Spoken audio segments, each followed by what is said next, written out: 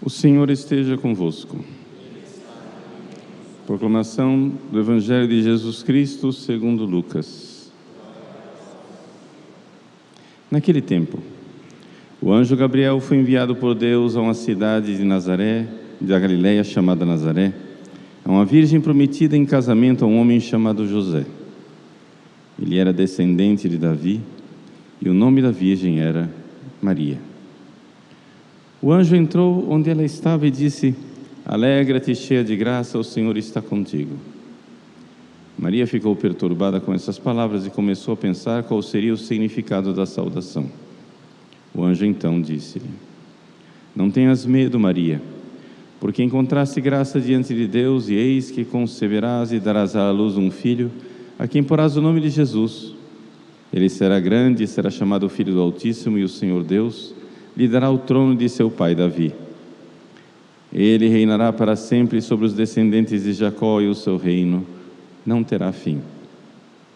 Maria perguntou ao anjo: Como acontecerá isso, se eu não conheço homem algum? O anjo respondeu: O Espírito virá sobre ti, e o poder do Altíssimo te cobrirá com sua sombra, pois o menino que vai nascer será chamado Santo, Filho de Deus. Também Isabel, tua parenta, concebeu um filho na velhice, e este já é o 6º mês daquela que era considerada estéril, porque para Deus nada é impossível. Maria então disse: Eis aqui a serva do Senhor, faça-se em mim segundo a tua palavra. E o anjo retirou-se. Palavra da salvação.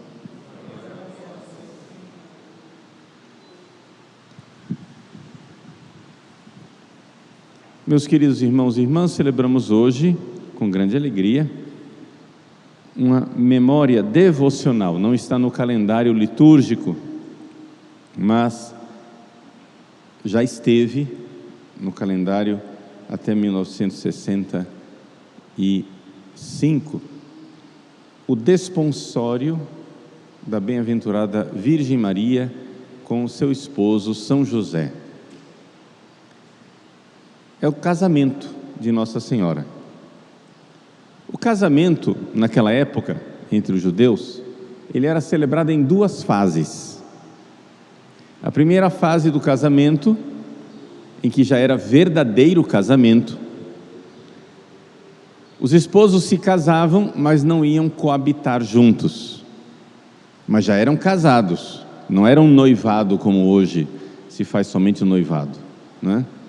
Então, a gente vê a nossa tradução litúrgica, que traduz aqui que o anjo foi enviado a uma virgem prometida em casamento a um homem chamado José. A tradução prometida em casamento é fraca. Ela não era só prometida em casamento, ela era casada. Se traduz assim para evitar que as pessoas tomem conclusões erradas, porque se você diz que a pessoa é casada, para nós, já estão coabitando. Naquela época, havia essas 2 fases. A pessoa se casava, mas não coabitava. E aí depois tinha uma segunda festa de casamento, que era a festa principal, onde, então, o noivo era acompanhado em procissão pelos seus amigos até a casa da noiva, e lá ele então fazia a festa, pegava a noiva e trazia para a casa onde eles iriam morar. É aí que se explica aquela parábola do Evangelho do esposo que demora e as 10 virgens não têm as lâmpadas acesas, etc, etc. É aquela procissão do esposo que vem buscar a esposa, não é? Bom, por que é que eu estou dizendo isso? Eu estou dizendo isso para que se saiba: Jesus nasceu dentro de um casamento. Ele não nasceu da união de Maria e José, nós sabemos disso. Maria é sempre virgem, antes, durante e depois do parto. José é o seu castíssimo esposo. Não existe nenhum coração, depois do coração de Jesus e do coração da Virgem Maria, não existe nenhum coração mais casto e mais puro do que o de São José. São José, no entanto, era casado com Nossa Senhora. E Santo Tomás de Aquino nos recorda que os dois se casaram movidos pelo Espírito Santo. Ou seja, o casamento dos dois não foi um casamento assim, humano, eu gosto de você, né? Você gosta de mim? Não foi simplesmente isso.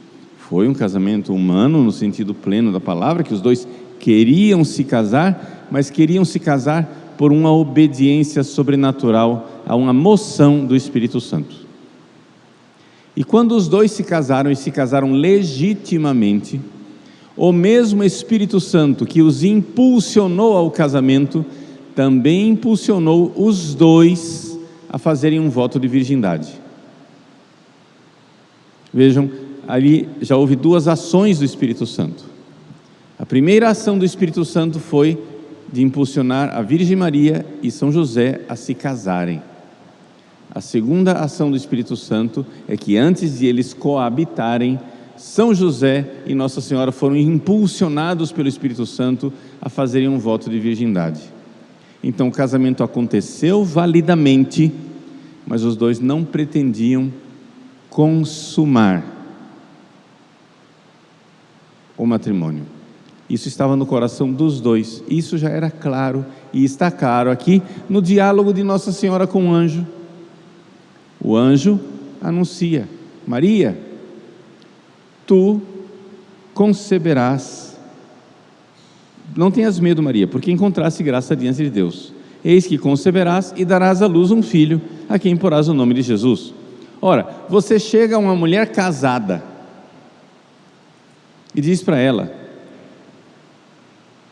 minha senhora, a senhora é casada, deixa eu anunciar para a senhora vai conceber e vai dar à luz a um filho. Qual é a mulher casada que colocaria alguma objeção aqui? Nenhuma. Coisa natural, ela é casada. Se o anjo está me anunciando que eu vou conceber, natural, né? Eu vou me unir ao meu marido, e eu vou conceber e dar à luz. No entanto, não é essa a reação da Virgem Maria. Ela não ouve aquela notícia com naturalidade. Ela fica abismada e então pergunta: como acontecerá isso? E por que esse espanto? Se eu não conheço homem algum. Ou seja, a palavra aqui conhecer é uma forma casta, pudorada de Nossa Senhora falar de relação sexual. É linguagem bíblica. No Antigo Testamento está escrito lá no livro do Gênesis que Adão conheceu Eva e nasceu então, Caim e Abel. Adão conheceu Eva. Conheceu aqui quer dizer ter relacionamento sexual. A Virgem Maria diz: eu não conheço homem. Ou seja, ela não disse: eu não conheço homem até agora. Bom, está fácil de solucionar. Então, conheça, ou seja, você é casada, vá lá com seu esposo. Isso não seria objeção nenhuma. Zero objeção, zero problema. Esta objeção da Virgem Maria só tem sentido se os dois tinham um voto de castidade. E tinham, a tradição nos diz que tinham. Qualquer pessoa que honestamente leia esse texto, enxerga isso. Uma mulher casada recebe a notícia de um anjo de que ela vai conceber e dar à luz, e ela vê nisso uma enorme dificuldade. E diz a razão: eu não conheço o homem. Ou seja, ela tinha um voto de pobreza, de castidade, de virgindade perpétua. E assim São José. Então vejam esses dois pontos que a nossa sagrada tradição nos afirma com grande tranquilidade. Número 1, São José se casou com a Virgem Maria, movido pelo Espírito Santo, e se casou verdadeiramente. O casamento de São José e da Virgem Maria é um casamento válido. Os dois queriam se casar, os dois tinham vontade de se casar e movidos pelo Espírito Santo. Houve um sim, um consentimento válido. Aquele casamento foi ratificado. Portanto, casamento válido. Verdadeiro casamento. Algumas pessoas, querendo salvar a virgindade da Virgem Maria, dizem: não era bem casamento, era só um noivado, era só uma promessa, era só isso. Não. Casamento. Jesus, quando foi concebido dentro de um casamento legítimo. São José é o pai legítimo de Jesus, não é o pai natural. Não é o pai natural, não foi ele quem concebeu aquela criança, mas ele é o pai legítimo, e é importante que haja um casamento legítimo, porque São José, diante do povo, é o pai davídico de Jesus. Havia uma promessa de que o Messias seria descendente de Davi. E as genealogias de Jesus mostram isso. Ou seja, mostram claramente que Davi gerou Salomão, e aí veio todos os outros descendentes, até que finalmente gerou Jacó, que gerou José, esposo de Maria, do qual nasceu o Messias. A genealogia vem sempre por José, esposo de Maria. É interessante a gente notar isso e compreender essa realidade. Então a ênfase aqui é no fato de que de fato Maria e José se casaram de verdade, não houve nenhum contato. Aliás, é uma tradição, só para vocês saberem, as imagens tradicionais da Sagrada Família, São José não toca na Virgem Maria. Tem algumas imagens que o pessoal devotamente quer colocar São José abraçando Nossa Senhora. Não, essa não é a tradição. E não é a tradição, inclusive, do povo judeu, não é? O esposo judeu não toca na esposa publicamente, e aliás, uma mulher casada judia não toca nenhum homem, não é? Na tradição judaica, a esposa que é casada, ela não dá a mão para nenhum homem. A gente está acostumado, né? Bom dia, como vai? E aí aperta a mão. Na tradição judaica, os judeus mais tradicionais, se um homem for querer apertar a mão de uma esposa, ela não vai dar a mão. Ele vai ficar com a mão no ar, sozinho ali, porque ela não vai corresponder.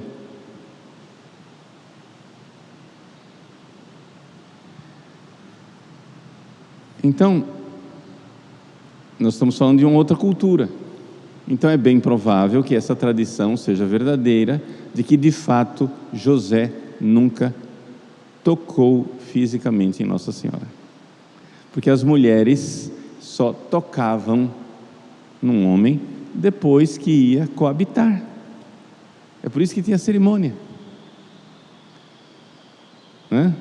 Tinha cerimônia de dar a mão. Então aí ele pela primeira vez tocava na sua esposa. Nós que estamos acostumados a ver namoros escandalosos, né? Parece que namoro é sinônimo de contato epitelial. Se não estiver tocando na pessoa, eu não estou namorando. Isso é uma estupidez. Namoro é para conhecer a alma da outra pessoa, né? É para conhecimento mútuo. Então, vamos nos colocar diante dessa realidade, o legítimo casamento de São José e de Nossa Senhora. Por que é que eu estou enfatizando tudo isso? Bom, porque é a festa de hoje, mas essa festa de hoje tem consequências espirituais para São José e para nós. A maior união que existe entre dois seres humanos nesse mundo chama-se matrimônio.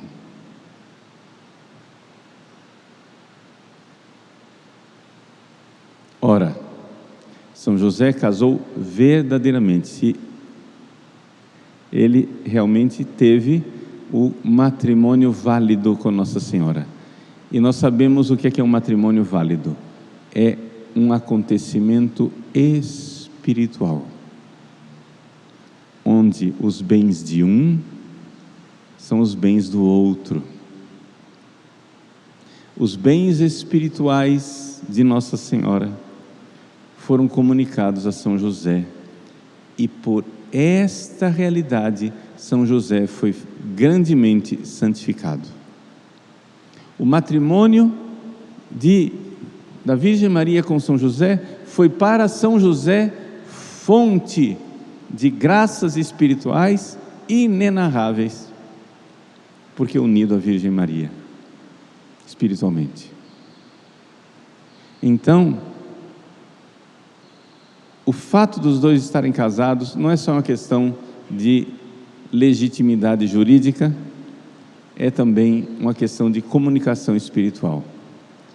Se é verdade que São José nunca tocou na Virgem Maria fisicamente, é verdade que aquelas duas almas unidas em matrimônio se comunicavam mutuamente espiritualmente no mesmo amor, na mesma graça, na mesma realidade sobrenatural.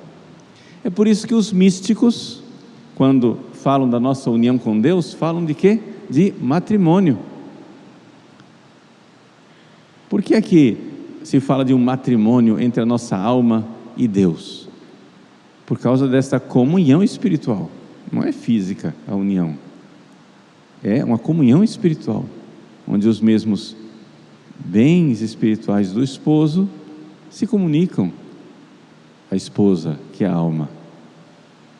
Então, meus queridos, vejam que maravilha nós celebrarmos hoje o desponsório, os esponsais entre a Virgem Maria e São José. É uma festa de Maria, sim, Nossa Mãe Santíssima, mas é sobretudo uma festa de São José.